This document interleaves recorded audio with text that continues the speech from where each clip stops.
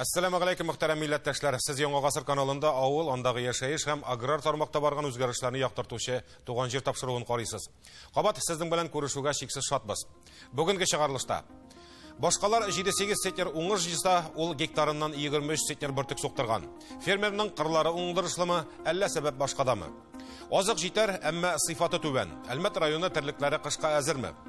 Күперен салганнар, ләкин медпункты юк. Татар Норатлысы авылыннан безнең репортаж. Сыерларда шәһәргә якынрак урнашу ягын карый күрәсең. Илфат Файзрахманов төшергән видеоны сез дә күрми калмагыз. Бүгенге тапшыруның төп темалары әнә шулар.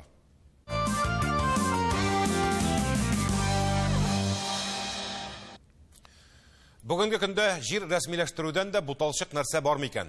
Хәтта пай җирләрен алып эшкәртим диюче авыл кешесенә дә җиңел генә бирелми бу эш. Фермерларны әйткәндә юк. Менә бер генә мисал.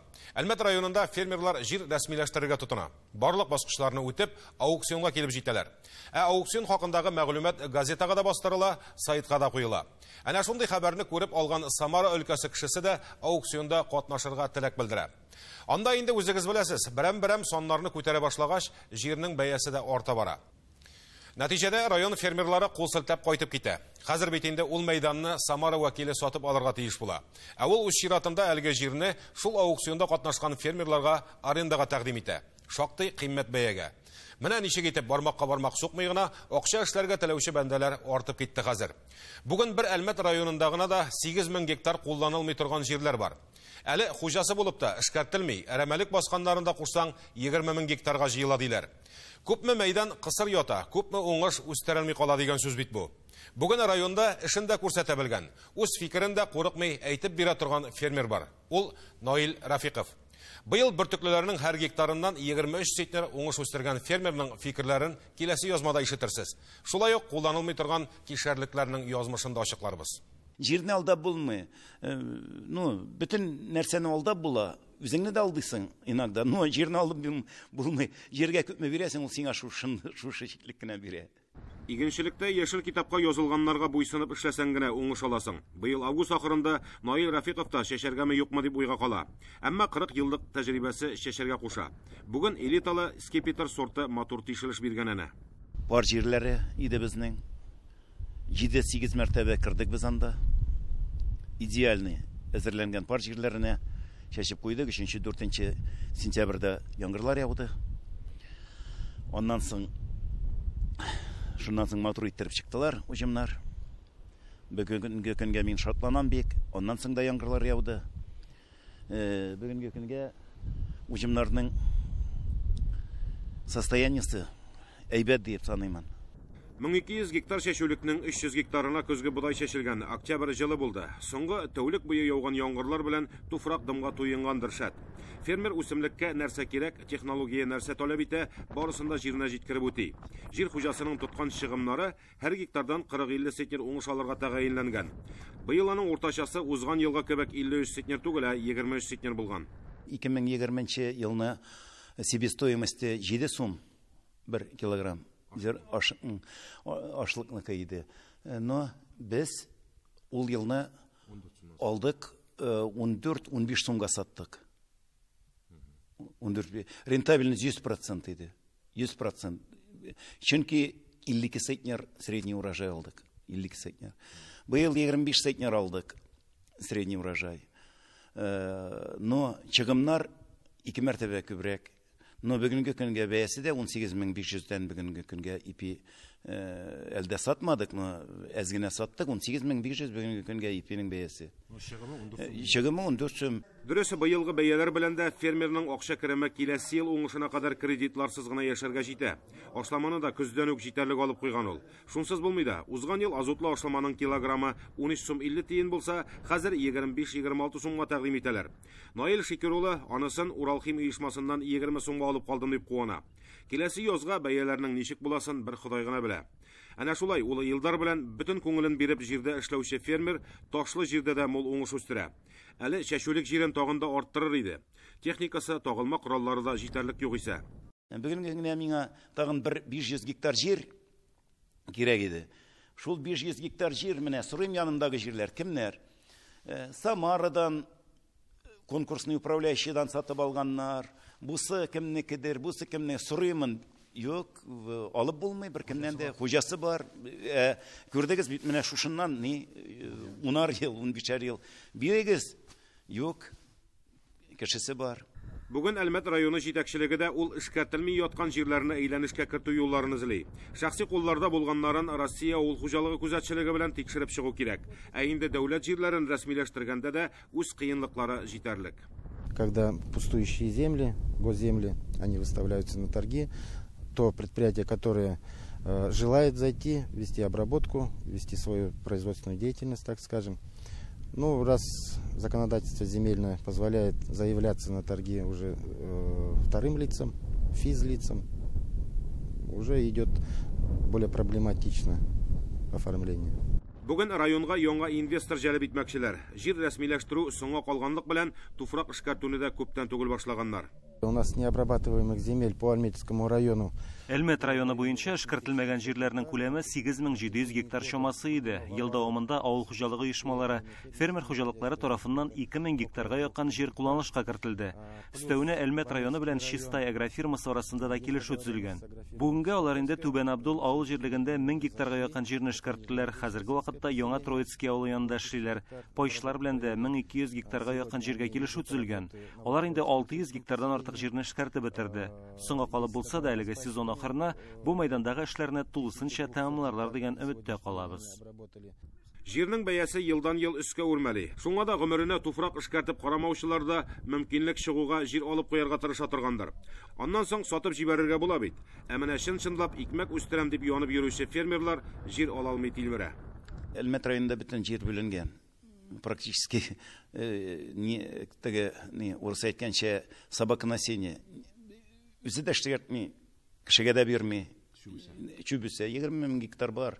Чүбесе. Аларның инде бер 10 000 гектары уже 20-30 ел эшләнми. Алар инде анда нарат, агач үсеп бетте, алар уже практически непригодный. Аны эшкәртергә шушының чиклек анда күпме чыгымнар кирәк. Ә менә булганнарын да закон дөрес түгел. 3-4 ел көтәргә кирәк чәчмәгәнен, аннан соң алырга ярый. Җир бит эшләргә тиеш. Җир бит ул минем өчен генә түгел, ул бит бөтен безнең ил өчен эшләргә тиеш. Мин бит бу үстергән ипине үзем ашап бетерә алмыйм, мин аны кешеләр өчен үстерәм. Бүгенге көнгә менә 3нче класс будай. Клейковинасы 27. Авыл хуҗалыгы җирендә 3 ел бернинди хәрәкәт, эшкәртү юк икән, ул хуҗасыннан тартып алынырга тиеш. Шуңа да акыллы башлар аны 3 ел булганча икенче кеше исеменә күчереп куя. Нәтиҗәдә еллар уза тора, басуларда төртеп чыккан агачлар да юаная бара. Журналист каягына барса да журналист булып кала инде ул. Бер ай дәвамында Төркия тормышын өйрәнеп, шунда яшәүче Илфат Файзрахманов үзенең Instagram аккаунтында кызыклы видеолар урнаштыра. Шуларның берсен сезнең игътибарга да тәкъдим итәргә булдык. Кызык бу Түркстан.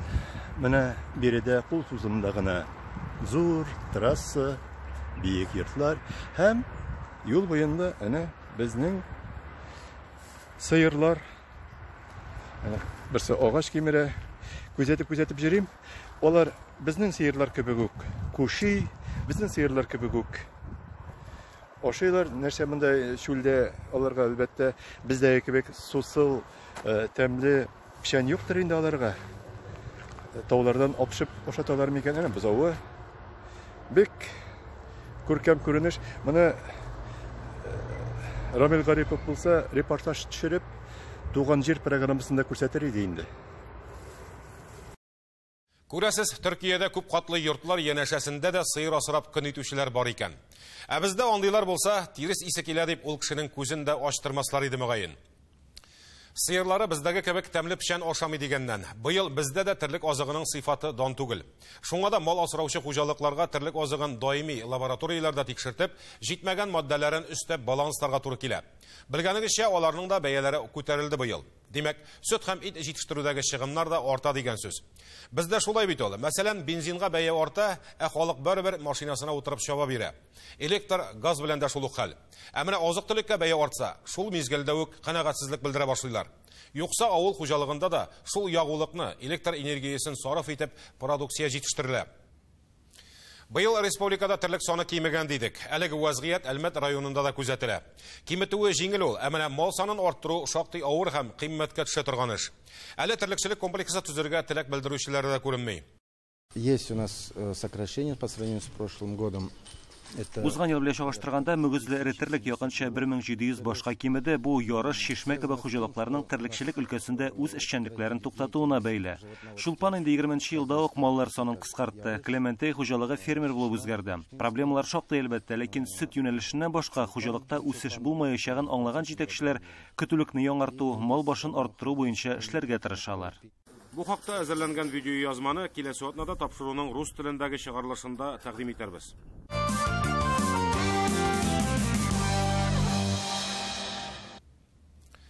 Республикабызда елдан ел бетеп баручы авылларның саны арта бара. Авылда эше дә, тиешле мөмкинлекләре дә булмау сәбәпле яшьләр шәһәрне сайлый. Авылда калырга теләк белдерүчеләр юк диярлек. Яшелүзән районының Татар Норатлысы авылында да хәлләр бер яклыгына түгел. Анда нибары 60 кына йорт. Халыкның күбесе олы яшьтәге абый-апалар. Алары да монда җәйгелеккә генә кайтырга ияләшеп беткән. Әмма авылны яшәртү һәм яшәртү теләге белән янучылар да бар әле. Нәкъ менә аларның тырышлыгы белән бүгенге көндә авылның мәчете дә бар, юлы да салынган. Күптән түгел генә күперле дә булганнар. Татар Норатлысында кемнәр тора? Гомумән авылның киләчәге бармы? Бу хакта тулырак киләсе видеоязмада. Авыл диюгә күз алдына гади генә бүрәнәдән салынган йорт агач койма килеп баса. Ләкин хәзер инде башкача. Авыл халкы да шәһәрдән артта калмаска тырыша. Алай гына да түгел. Анда күпкә рәхәт һәм үзенчәлекле тормыш корырга мөмкин. Татар Норатлысы авылында туып үскән Рәшида апа Гурьянова нәкъ шундыйлардан.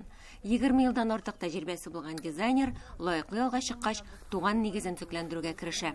Сейчас в деревнях Хәзер авылларда бөтенесе дә шәһәрдәгечә яшәргә тырыша. Ләкин минем барысы да киресенчә. Мин интерьерны борынгы, классик стильдә саклап калырга тырышам. Үзенчә бер авыл мөхите була инде ул.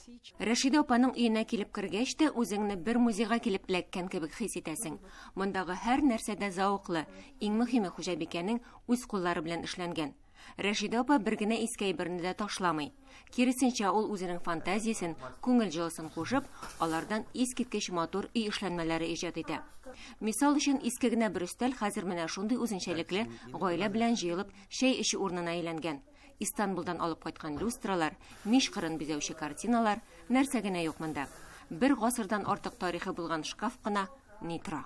Здесь вот были раньше, конечно, стекла другие, более такие. Монда элек бүтән төрле, үтә күренмәле пыялалар иде. Ләкин кайберләре чатнаган булганга без аларны алыштырдык. Тоткычлары да төрле төстә булгач, яңаларын куярга туры килде. Шкаф искиткеч матур, агачтан ясалган. Бүлмәгә дә бик яхшы туры килә. Бакчасы да гадәти генә түгел Рәшида апаның. Җылы якларда үсә торган агачларның нинди генә төрләре юк. Тамариус, тут агачы, груша, форзиция, актинидия дисеңме. Бакчачы сүзләренчә кышны уңышлы чыксыннар өчен куакларның төпләрен салам, әкәүсәләрен махсус җылыткыч белән капларга кирәк. Гомумән үз бакчасы турында Рәшида апа сәгатьләр буе сөйли ала. Вот это вот у меня птица счастья. Эту корягу. Менә бу минем бәхет кошым. Әлеге агач кәүсәсен мин урманда таптым. Ул миңа бик ошады. Аның формасы кышны хәтерләтә. Табигать үзе тутырган мөгъҗиза бит бу. Менә шулай урманнан әлеге агач кисәген алып кайтып, үземнең коллекцияны тулыландырдым. Бу кышчыкның күзләрен генә үзем ясадым мин. Аны бәхет кеше дип атарга булдым. Әгәр дә аны 7 тапкыр башыннан сыйпап, үзеңнең теләгеңне әйтсәң, ул теләк һичшиксез кабул булачак. Рәшида апа үз йорт җиренең матурлыгы гына түгел, туган авылының төзеклеге өчен дә күп тырышлык куйган кеше. Татар Норатлысы авылының имам хатибы Рәхимулла абый Гайнуллин белән берлектә алар ел саен мәчетне яңартып торалар. Инде 83 яшын тутыруга карамастан, Рәхимулла хәзрәт һаман да авылның киләчәген кайгыртып йөри.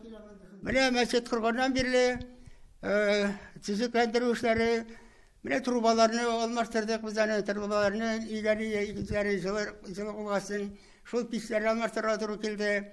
Аннан соң менә мәчетнең тирә-юнен агач рәшәткә белән тотып алган идек.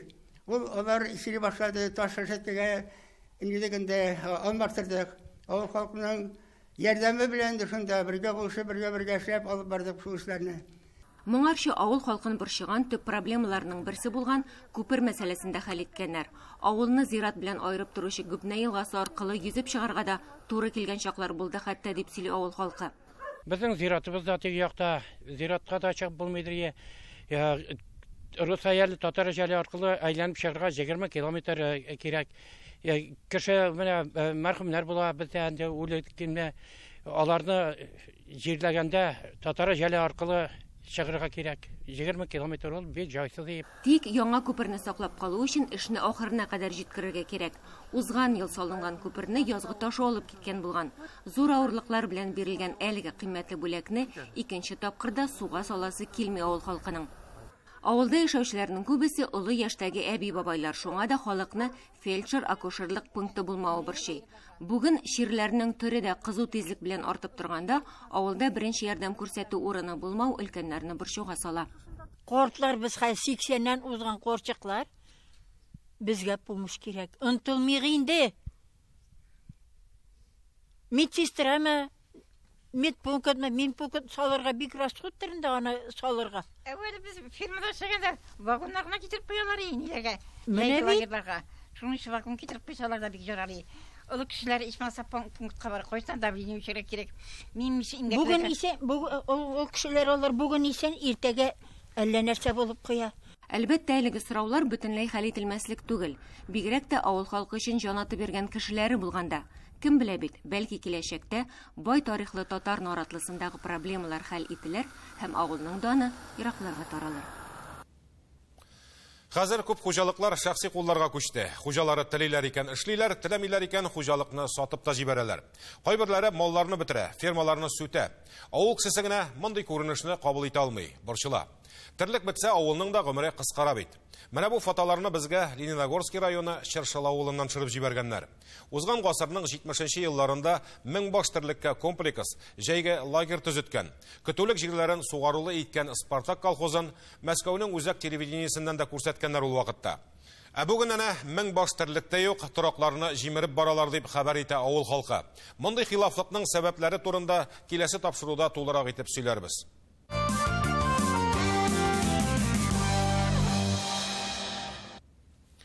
Татарстаныбызда үзенчәлекле, бай тарихлы авылларда шактый. Хәер, тирәнтен өйрәнсәң, һәр авылның да ниндидер кызыклы ягына тап буласың. Ширмешән районының Түбән Кәминкә авылы да нәкъ шундыйлардан. Элегелектән үзенең моңлы гармунчылары белән дан тоткан ул. Үзләренең Ак Калфак исемле ансамбльләрендә булдырганнар. Әле алай гына да түгел, данлыклы мишәр суганын үстерүчеләр дә шушы авылда гомер итә.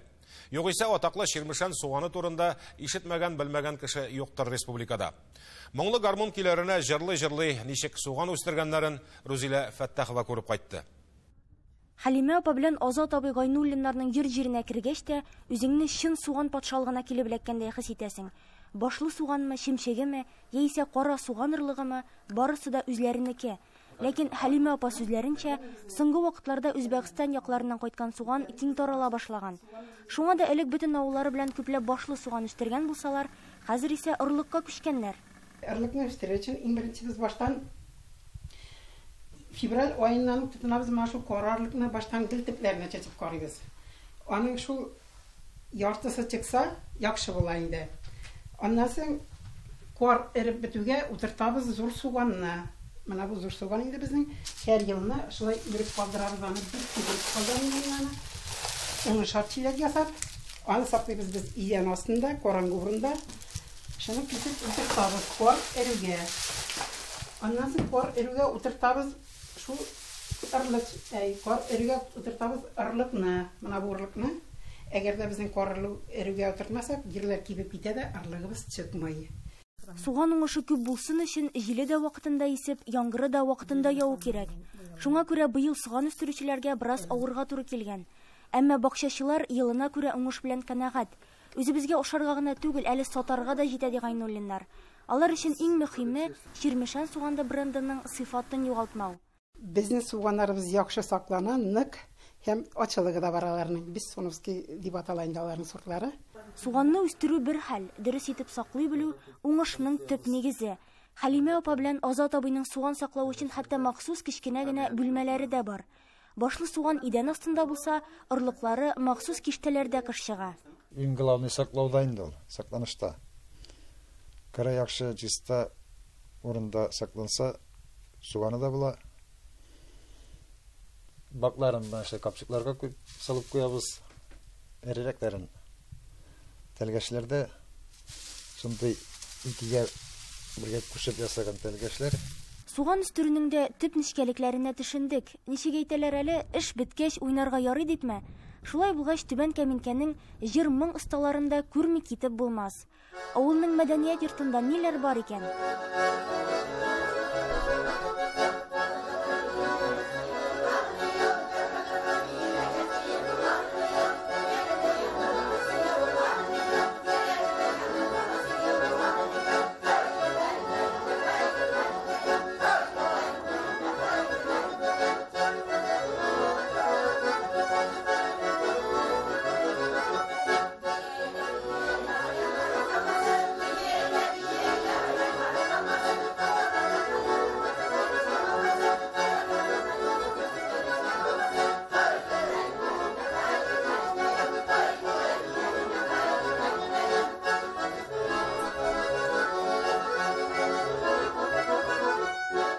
Авылның йөзеп кашы булган Ак Калфак ансамбле 39 яшьтән алып 70 яшькә кадәрге җыр-моңга гашыйк кешеләрне берләштерә.